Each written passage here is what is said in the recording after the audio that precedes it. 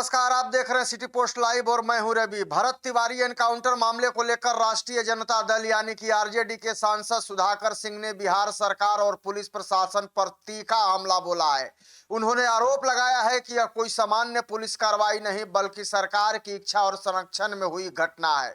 सांसद ने यह भी कहा है कि मुख्यमंत्री सम्राट चौधरी स्वयं कई बार सार्वजनिक मंचों से एनकाउंटर की चर्चा करते रहे हैं। ऐसे में इस पूरे मामले में सरकार की सहमति और जिम्मेदारी से इनकार नहीं किया जा सकता।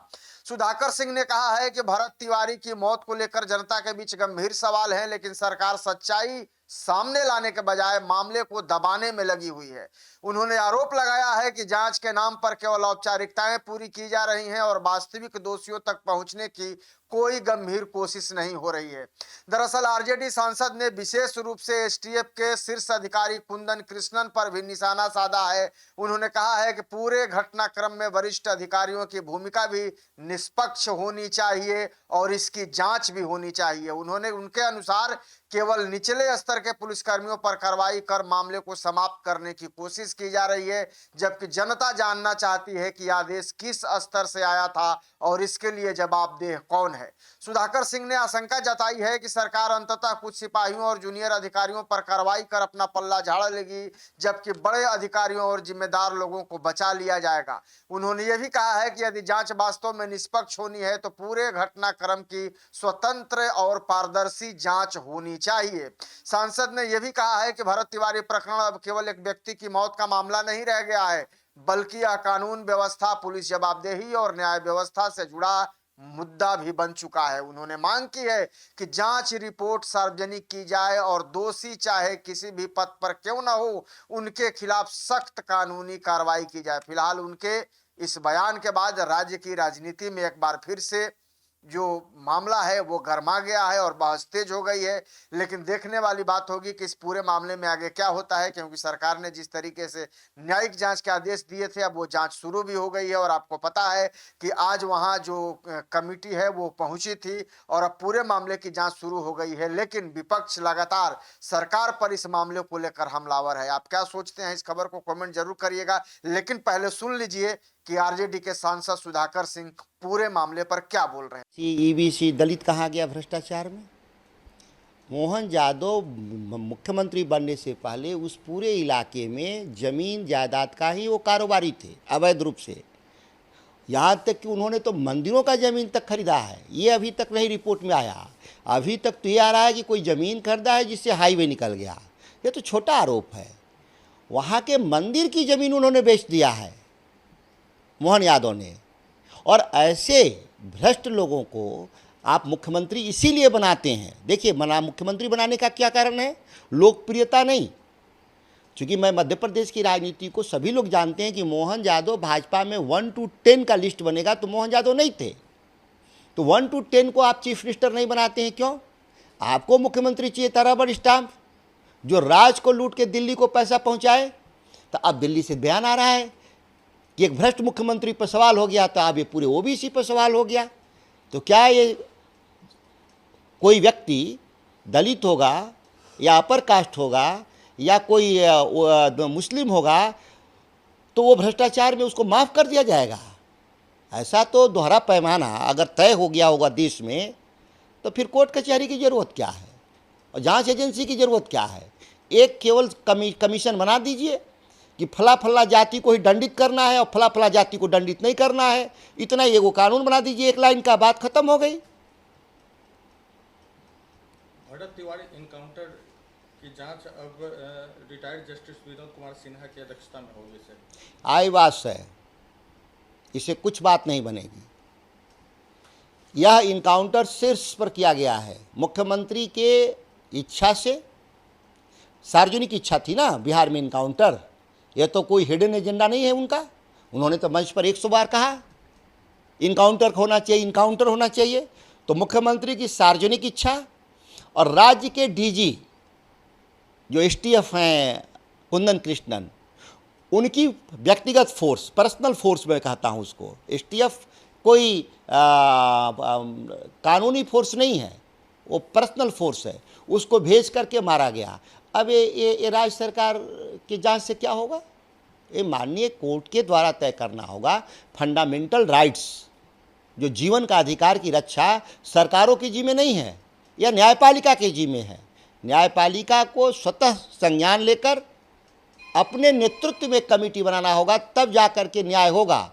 नहीं तो यही कोई सिपाही को दंडित करेगा, कोई दरोगा को दंडित करेगा और असली गुनाहगार बच जाएंगे। दोषियों को पे जांच के बाद सर आपको क्या लगता है कि कुछ न्याय नहीं होगा, कुछ नहीं होगा। एक आध सिपाही दंडित होगा, इससे ज़्यादा नहीं होगा, न्याय नहीं मिलेगा। न्याय तभी होगी जब माननीय हाईकोर्ट अलग से कोई जांच कराए, जुडिशियल जांच कराए, तभी जा कर के होगा। बाकी बिहार सरकार के किसी जज, किसी रिटायर्ड जज को ला देने से कुछ भी न्याय नहीं होगा। ये पहले ही फिक्स है, एकदम बाकायदा खोज करके लाया गया है लोग कि इसको रफा दफा कर देना है मसले को। एनसीईआरटी की नई किताबें आई हैं। कक्षा 9 की सामाजिक विज्ञान पुस्तक में वेदों और 1975 के आपातकाल पे एक नया अध्याय शामिल किया गया है, कैसे देख रहे हैं? देखिए, जो सरकार सत्ता में बैठेंगे लोग अपने हिसाब से इतिहास पढ़ाएंगे लोग, उसमें कोई बड़ी बात नहीं है। लाए हैं, हम जब सत्ता में आएंगे तो हम लोग बदल देंगे, यही होगा। बच्चों को गलत पढ़ा रहे हैं लोग, जिसको कह सकते हैं कि आरएसएस अपना एजेंडा चला रहा है इतिहास की किताबों के जरिए। इसीलिए कमज़ोर देश का शिक्षा मंत्री बना रखे हैं, जिससे पेपर लीक नहीं ठीक होता है, वो सिलेबस क्या तैयार करवा देगा। नीट के लिए सेना लगाई गई, नीट के लिए प्रधानमंत्री वार रूम बनाए खुद, और बिहार में लोगों ने बाईपास करके फिर चोरी कर दिया, फिर भी कहाँ कैंसिल हुआ परीक्षा। तो ये लोगों से इसी तरह के एजेंडा में आईवास के लिए कभी कुछ लिख के, कभी कुछ लिख के, और एजेंडा चलता रहेगा देश में। और मूल सवाल पे बहस नहीं है कि फिर नीट में बायोमेट्रिक्स फर्जी हुआ, फिर फर्जी छात्र बैठे, फिर पेपर लीक हुआ। कहाँ फ़र्क पड़ रहा है देश को। नीट पुनर्परीक्षा पर पीएम मोदी ने कैबिनेट मंत्रियों को सराहा है। सफल आयोजन का श्रेय टीम वर्क को दिया है। अपने क्यों नहीं श्रेय ले रहे हैं प्रधानमंत्री जी? और ये जो नीट के परीक्षा में दूसरे के नाम पर दूसरा बायोमेट्रिक्स लगा के बैठा है, इस पर किसी को जेल क्यों नहीं भेजा प्रधानमंत्री जी? मतलब प्रधानमंत्री जी की इच्छा से ही ना हो रहा है ये सब काम। पेपर में सुधाकर सिंह की जगह प्रभाकर सिंह बैठे हैं, और इसके बाद भी शर्म नहीं लगती है प्रधानमंत्री को। और बधाई दे रहे हैं किसको? हाँ, जरूर बधाई दे रहे होंगे जिससे पैसा लेकर के जिसको पास कराना होगा वो सफल हो गए ये लोग, फिर तो इसीलिए एक दूसरे की बधाई दे रहे हैं लोग। स्वामी प्रसाद मौर्य का बयान आया है, भगवान राम को लेकर उन्होंने विवादित बयान दिया है। कहा कि पहले राम मंदिर को सबने लूटा, अभी भी लूट रहे हैं लोग। ये विवादित बयान है? ये तो बहुत अच्छी बयान दिया है। स्वामी प्रसाद मौर्य जीवन में बहुत कम अच्छे बयान दे पाते हैं, उन्होंने तो इतना शानदार बयान दिया है।